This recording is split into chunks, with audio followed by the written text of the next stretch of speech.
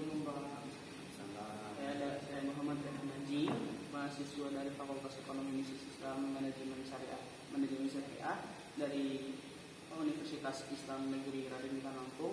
Izin mewawancarai izin Bapak Longgas. Ya, sebelumnya ini di koperasi apa namanya? Koperasi kita ini namanya Koperasi Jasa Keuangan Syariah Mandiri. Bertepatan di mana kalau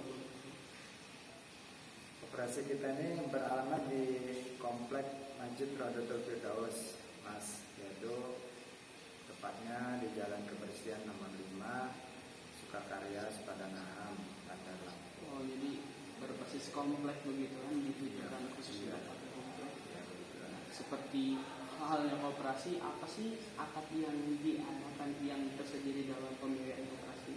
Untuk di koperasi kita ini, Mas, kita ada menerapkan 3 akad, yaitu ada akad murabahah, ada akad ijarah, dan juga ada akad mudharabah.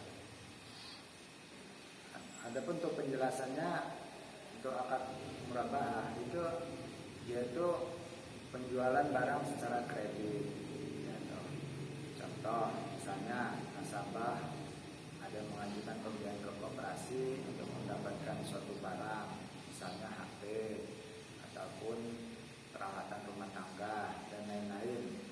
Ini koperasi setelah mengajukan pembiayaan ya dan disetujui oleh pihak koperasi, ya kemudian koperasi menyiapkan barang tersebut lalu menjualnya secara kredit kepada nasabah tersebut dengan tempo waktu yang sudah ditentukan dan juga berdasarkan kesepakatan bersama. Adapun akad yang kedua yaitu akad ijarah, yaitu pembiayaan jasa. Jadi koperasi kita ini menyediakan pembiayaan berupa jasa. Contoh, nasabah ada yang mengajukan pembiayaan untuk pembayaran uang kuliah ataupun biaya rumah sakit, sewa toko atau apa. Itu setelah terjadi kesepakatan, yaitu dengan menentukan baik itu ujrohnya ataupun juga tempo waktu pembiayaan tersebut, ya barulah koperasi melaksanakan pembayaran pembiayaan tersebut. Jadi koperasi yang betul-betul jalan untuk melaksanakan pembayaran pembiayaan tersebut. Jadi kita yang bayar uang kuliah, kita yang bayar uang rumah sakit, ataupun kita yang sewakan toko lalu kita sewakan kembali ke orang tersebut, ya prakteknya seperti itu. Kemudian untuk akad yang ketiga yaitu ada akad mudharabah, yaitu kerjasama bagi hasil. Contohnya ada nasabah yang ingin membuka suatu usaha, baik usaha baru ataupun juga untuk menambah modal usaha. Setelah sepakat itu, baik itu tempo waktu dan juga bagi hasilnya, ya baru koperasi mengeluarkan dana tersebut untuk penambahan modal ataupun untuk usaha nasabah tersebut. Jadi bagi warga komplek, kebetulan tadi kompleks Masjid Rodotul Firdaus yang memiliki keinginan memiliki suatu barang atau ada tagihan pembayaran kuliah atau sekolah dan lain-lain, bisa mengajukan pembiayaan ya ke koperasi KJKS. Bisa itu khusus bagi anggota. Khusus bagi anggota terkhusus saja. Seperti dijelaskan sebelumnya, koperasi ini kan dikhususkan untuk warga komplek begitu. Adapun anggotanya bagaimana sih? Ada berapa? Karena kita ini terbatas karena berbasis komplek masjid, jadi anggotanya itu ya hanya sekitaran warga sekitar komplek masjid ini. Jadi ya kira-kira kurang lebih 200 orang lah. Ya tidak banyak memang ya karena lingkungan komplek namanya juga. Iya, tidak. Mungkin dari umurnya, dari tentang umur nasabah atau paling banyak Mas dari umur nasabah, dari umur anggota itu umur berapa sih?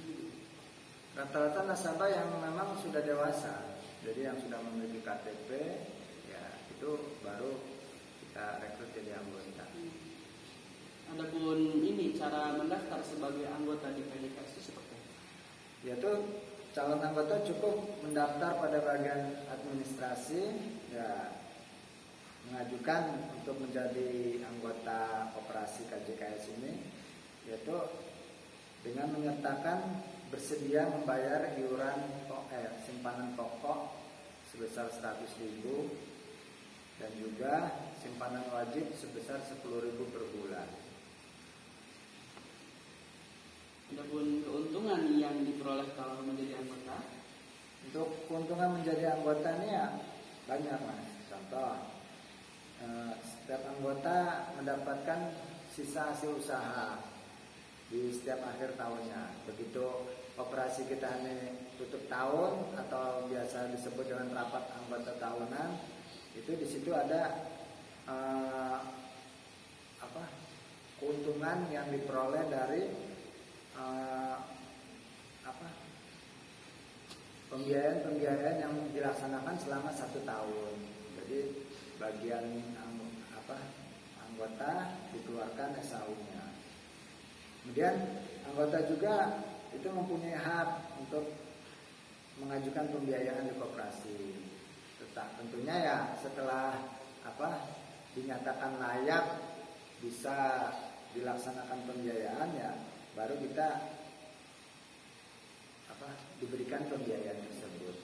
Dan juga bagi anggota ini kita juga ada mengelola uang tabungan tadi termasuk kalau tadi kita ada pembiayaan berdasarkan akad mudharabah ataupun murabahah dan juga ijarah, itu di samping itu juga kita mengelola uang tabungan Mas. Jadi nasabah yang menabung di koperasi, yang menitipkan uangnya di koperasi, kita kelola uang tabungannya dan mendapatkan bagi hasil tabungan ya dari setiap bulannya, yaitu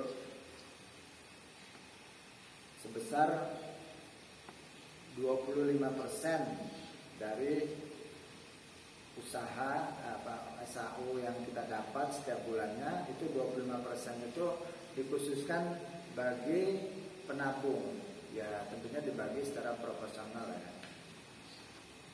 Kalau misalnya SAU yang didapat tiap anggota tadi digantung, kan beda-beda setiap anggota mendapatkan SAU-nya. Itu takaran pembagian SAU-nya tergantung apa?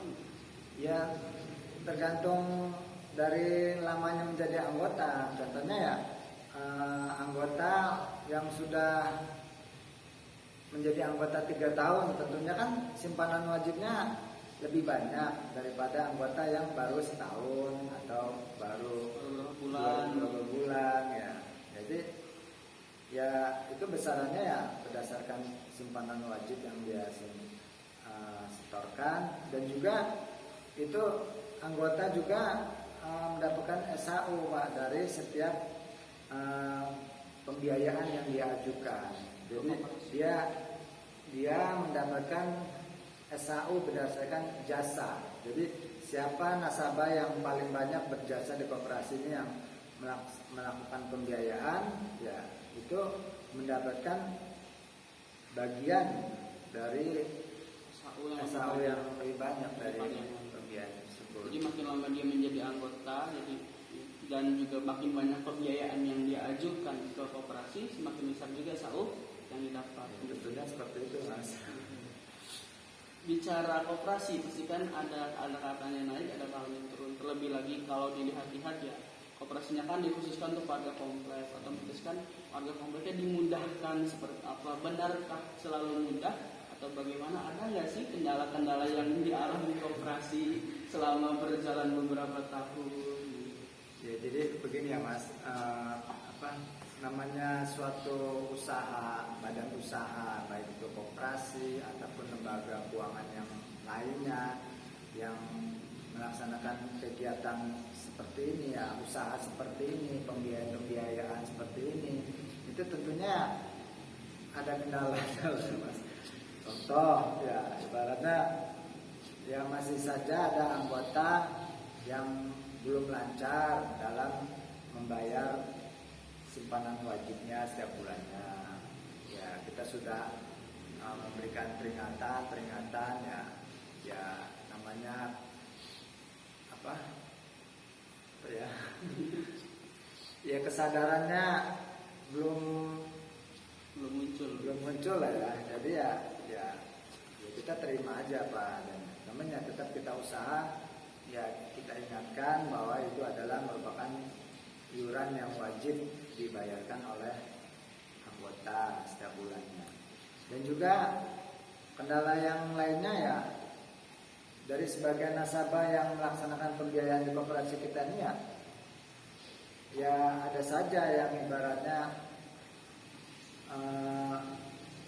mengalami penunggakan dalam pembayaran angsuran. Namanya kredit ya terus juga apalagi di masa era pandemi seperti ini ya ibaratnya ya otomatis lah ya pendapatan orang itu kan turun naik ya, jadi ya berpengaruh juga lah pembiayaan di sini gitu. Padahal dari awal sudah ditentukan tenggat pembiayaannya kan secara bersama kan, tidak hanya sepihak dari pihak koperasi tapi pihak nasabah juga bebas bisa mengajukan saya bisanya bulan sekian, sedangkan koperasi mengajukan bulan sekian, diambil tengah-tengahnya gitu. Artinya sudah melalui kesepakatan bersama, tetapi kenapa mesti nunggak? Ya namanya manusia lah Mas. Tapi untuk prakteknya ya tetap kita berikan tenggang waktu yang ada tenggang waktu lah ya, ibaratnya dari berapa bulan kah dari setelah jatuh tempo itu kita masih berikan kesempatan nasabah ya untuk menyelesaikan angsurannya ya, jadi tidak saklek lah ya, ibaratnya harus sekian bulan jatuh tempo harus lunas ya, namanya juga kita semboyannya jelas dari anggota untuk anggota lah ya. Jadi mempermudah lah bagi anggota juga lah.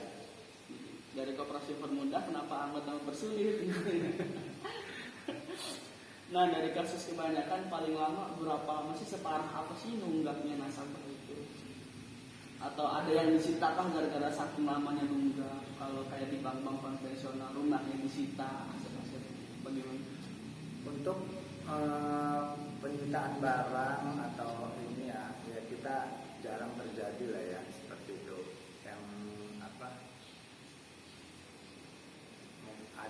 ada juga ya 1-2 mungkin ya, karena memang sudah kelewat batas yang dengan tidak bisa kita toleransi lagi ya, otomatis ya kita tarik barang atau yang sebagai jaminannya ya kita ambil.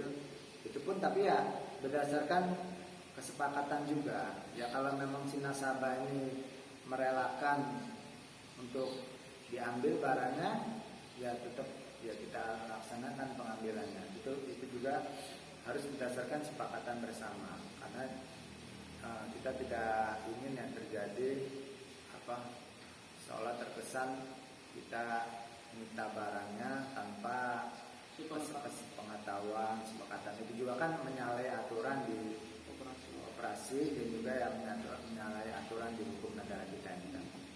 Jadi bukan semena-mena sepihak dari pihak koperasi menyita. Tapi memang sudah ditentukan, sudah nasabah sudah disetujui dari awal keputusan bersama saat tanda tangan kontrak. Iya, sudah itu.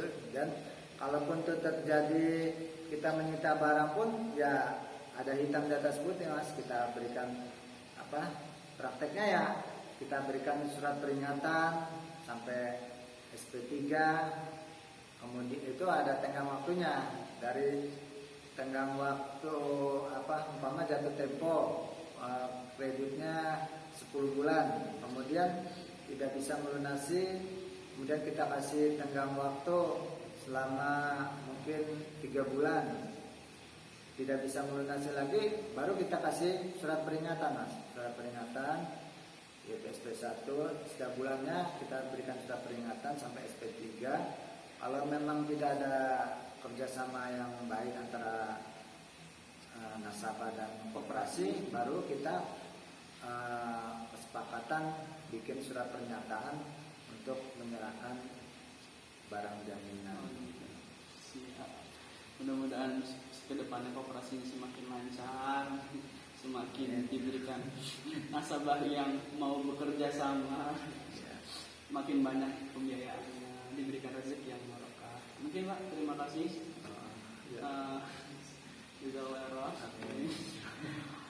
Ya, sekian. Dengan Bapak siapa sebelumnya?